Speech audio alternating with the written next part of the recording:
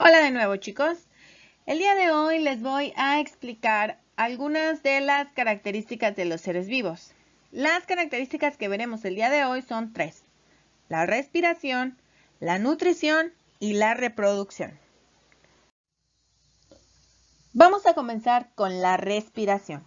Recordemos que la respiración es el intercambio gaseoso, ¿no? En el que nosotros liberamos CO2 y vamos a obtener oxígeno. Ahora, la finalidad de la respiración, y al igual que la nutrición, va a ser conseguir energía. La energía que nuestro cuerpo necesita para poder hacer todas nuestras actividades diarias. Es por eso que es importante comprender de qué manera se lleva a cabo este proceso, ¿de acuerdo? La energía que nosotros ocupamos se llama ATP, es adenín trifosfato. Y este es el resultado de procesos químicos que ocurren dentro de nuestro cuerpo, que al ocurrir se va a liberar este ATP. Ahora, ¿qué es este proceso? Bueno, estos procesos van a requerir del oxígeno de la respiración y de las biomoléculas que vienen de la nutrición, ¿de acuerdo? Bueno, la respiración va a ocurrir de dos maneras. Ya les expliqué. En el caso de los seres humanos tenemos oxígeno y todo muy bien y se acabó. Pero la respiración, además de que puede ser con oxígeno, también puede ser sin oxígeno. Entonces, vamos a ver de manera un poquito general de qué trata cada una de estas dos, ¿de acuerdo? Bueno, vamos a comenzar con la respiración aerobia, que es la que nosotros pues conocemos y es la que nosotros utilizamos, ¿no? La mayoría de los seres vivos ocupa la respiración aerobia, a excepción de algunos que vamos a ver más adelante. ¿Cuáles son los tipos de respiración aerobia? Recordemos que la respiración aerobia es la que se realiza en presencia del oxígeno. Bueno, tenemos aquí el ejemplo de la respiración cutánea, que es o se va a realizar a través de la piel, ¿de acuerdo? Como ejemplos tenemos ahí a los anélidos y a los anfibios. También tenemos la respiración branquial, que se da en peces cartilaginosos, como son el tiburón, y peces óseos, que son los que tienen huesos. También tenemos la respiración traqueal, que se va en artrópodos, es decir, miriápodos, insectos, arácnidos. ¿Cuáles son los miriápodos? Bueno, son los muy comúnmente conocidos como 100 pies o 1000 pies, ¿verdad? Y por último, también tenemos la respiración mejor conocida por nosotros, que es la que llevamos a cabo los seres humanos, que es la respiración pulmonar, que se lleva a cabo por reptiles, aves, mamíferos, es decir, los que tenemos pulmones. Pero, maestra, ¿por qué los anfibios también tienen respiración cutánea y respiración pulmonar? Bueno, es que recuerden que los anfibios son seres que van a estar también metidos en el agua por pues un tiempecillo ahí grande, ¿verdad? Y por eso también pueden tener una respiración cutánea. De hecho, su piel también es bastante húmeda, precisamente por lo mismo, ¿verdad? Bueno, eso sería todo por la respiración aerobia. Hablaremos ahora acerca de la respiración anaerobia. Recordemos que el resultado final de la respiración es la liberación de energía, por lo que la respiración anaerobia va a hacer exactamente lo mismo que la aerobia, es decir, va a liberar energía, solo que sin la necesidad de usar oxígeno. En vez de este, se ocupan otro tipo de moléculas como lo son nitratos, sulfatos, etc. Los ejemplos de este tipo de procesos son comunes en el mundo procariótico, sobre todo en las regiones más inhóspitas, como intestinos de animales superiores, aguas termales, pantanos, etc. De hecho, efectivamente estamos hablando de las bacterias. Ahora vamos a hablar acerca de la nutrición. Entonces, ¿para qué comemos? Efectivamente, recordemos que nosotros comemos para poder sobrevivir, porque necesitamos tener energía para poder realizar todo lo que querramos hacer, desde pensar hasta movernos. Para todo requerimos de energía. Y la única manera en la que podemos nutrirnos es, pues, comiendo, ¿verdad? Entonces, simplemente comemos para recargar energías. Ahora vamos a ver, ¿cómo puede ser o llevarse a cabo la nutrición? De manera general, existen dos maneras.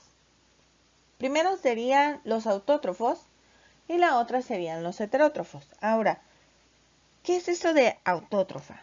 Bueno, tal como su nombre lo indica, auto representa por sí solo si la palabra trofo significa alimento, es decir, seres vivos que producen su propio alimento. Pero, ¿quiénes son los organismos autótrofos? Son los que se nutren de materia inorgánica tomada de su propio cuerpo.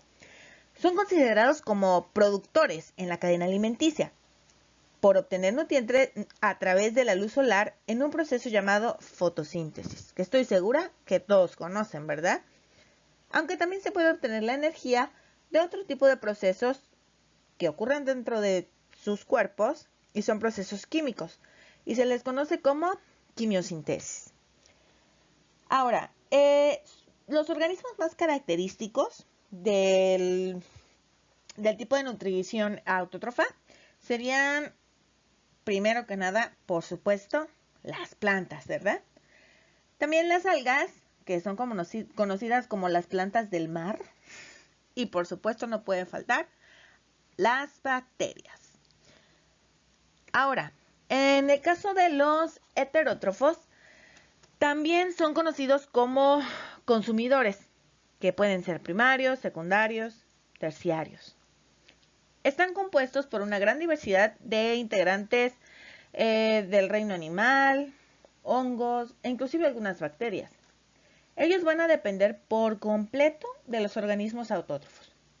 Como ejemplo, tenemos a los herbívoros, como por ejemplo el elefante, las jirafas. Ahora, los herbívoros comen hierba, o sea, van a ser los primeros que se van a comer a los organismos autótrofos, ¿ok? Después también tenemos a los carnívoros, efectivamente. Claro que hay niveles de carnívoros. Hay carnívoros que son a los que se comen a los pequeños y luego hay otros carnívoros de segundo nivel, como por ejemplo el león, ¿verdad? Secundarios. Y ellos pues son los que se comen animales todavía más grandes. Después de los carnívoros, vamos a contar con los omnívoros. Nosotros estamos en este punto, ¿verdad? Hablo de los seres humanos. Y también como otro ejemplito tenemos al oso. Y por último, pero no menos importante, tenemos a los saprófitos. Ahora, es importante no confundir carroñeros y saprófitos. Recuerden que los carroñeros comen la carne que los saprófitos descomponen. O sea, los saprófitos van a ser los descomponedores. Como ejemplos de los saprófitos tenemos hongos, gusanos, escarabajos, algunas bacterias, ¿de acuerdo? Y pues obviamente también van a estar los carroñeros. Como ejemplo tenemos, a ver, las hienas, ¿no? Que se comen ahí los restos después de que terminan los leones. Y los buitres, que pues siempre van a estar ahí cuando haya un animal muerto en medio del camino, ¿verdad? Bueno, esto sería todo con respecto a la nutrición. Ahora pasamos a la reproducción. Perfecto. Por último, vamos a hablar de la reproducción, cuya función es generar nuevos organismos para la continuación de la especie. Existen dos tipos, la asexual y la sexual, pero ¿cuál es la diferencia? En la reproducción asexual es necesario un único individuo, mientras que en la sexual se requieren dos, un macho y una hembra. Ahora, ¿quiénes realizan la reproducción asexual? Algunos animales. Sí, claro, pero no esos que estás pensando. Me refiero a animales que solo necesitan de un solo progenitor. O sea, que no necesitan de nadie más. Ellos, por algunos métodos, de manera sexual, pues van a poder reproducirse. ¿De acuerdo? Un ejemplo de ellos es la estrella de mar.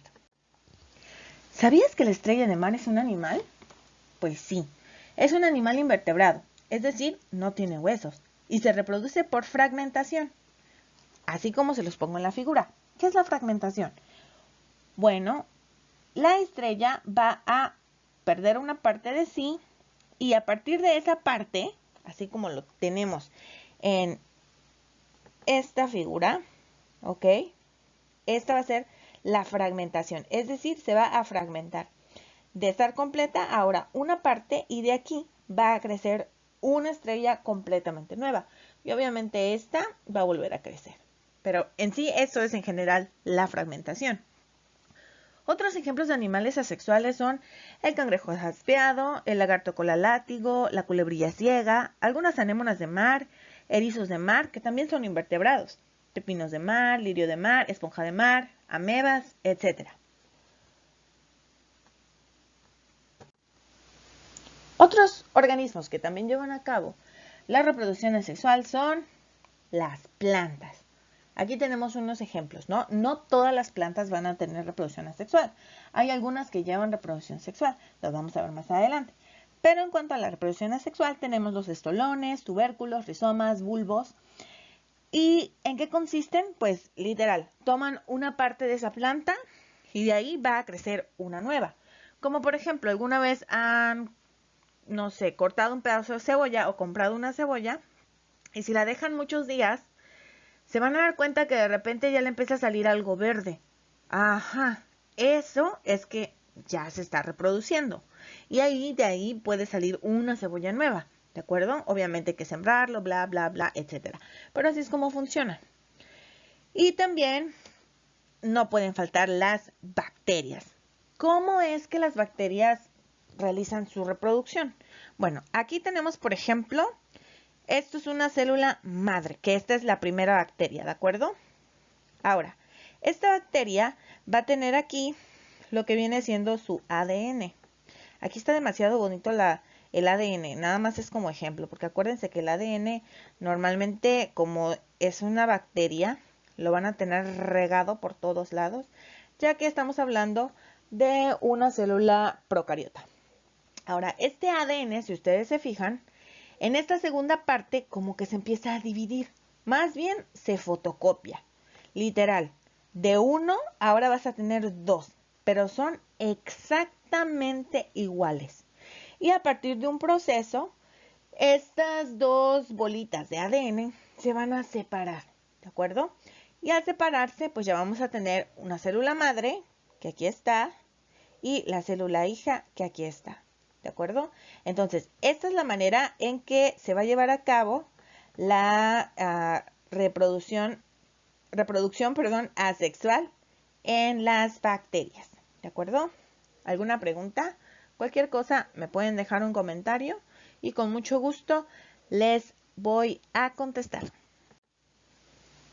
Ahora vamos a pasar a la reproducción sexual.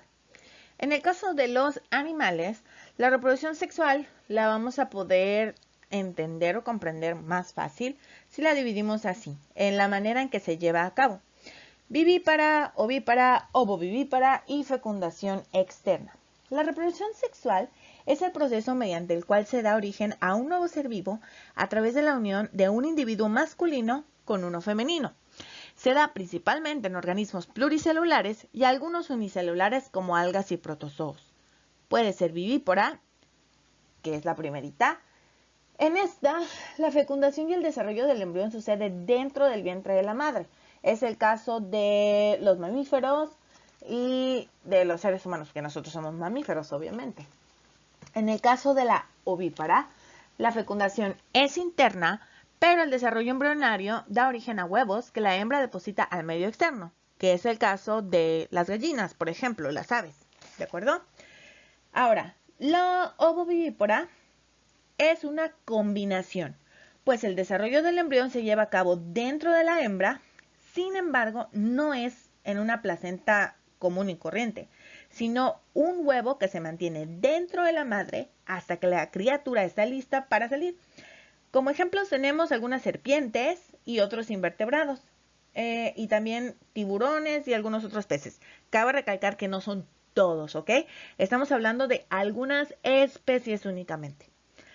Ahora, la fecundación externa es en la que las hembras van a depositar los óvulos en un medio acuático. Esta normalmente va a ocurrir en peces óseos y en anfibios, ¿de acuerdo? Recuerden que los peces óseos son los que tienen huesitos. Entonces, ¿qué va a pasar? La pez o el pez hembra, ¿de acuerdo? Va a secretar los óvulos en espacios determinados, obviamente dentro del agua. Y luego va a llevar el pez macho y va literal a expulsar los espermatozoides así, ¡fum! Como si fuera pues ahí una explosión.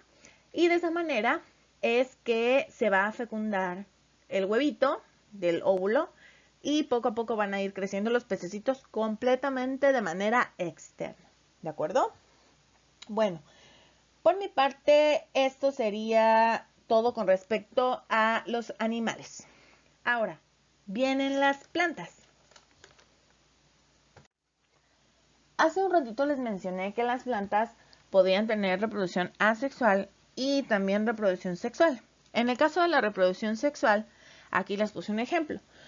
Nosotros sabemos que las flores son el aparato reproductor de las plantas. ¿Lo sabían? Si no, pues ya lo saben. Entonces, ¿cómo ocurre? Bueno, aquí en el aparato reproductor, esta parte normalmente va a venir siendo la parte femenina o masculina. Y bueno, esto va a permitir que ocurra la polinización. Una vez que la flor ya se marchitó, va a ocurrir la fecundación y esa flor se va a convertir en un fruto. Y ese fruto, ¿de acuerdo? Dentro de él va a haber una semilla. Y esta semilla es la que va a permitir que salga una nueva plantita. Todo esto obviamente es muchísimo más complicado que la reproducción asexual, en el que solamente tienes que cortar un pedazo de la planta, lo siembras en otro y ¡pum! Listo, ya tienes una planta nueva, ¿no? Pero obviamente no todas las plantas funcionan de la misma manera. Eso sería todo por hoy. Espero que les haya gustado. Cualquier duda, comentario, por favor, me escriben, me mandan un mensajito y con mucho gusto les voy a responder. Que tengan una excelente semana. Bye.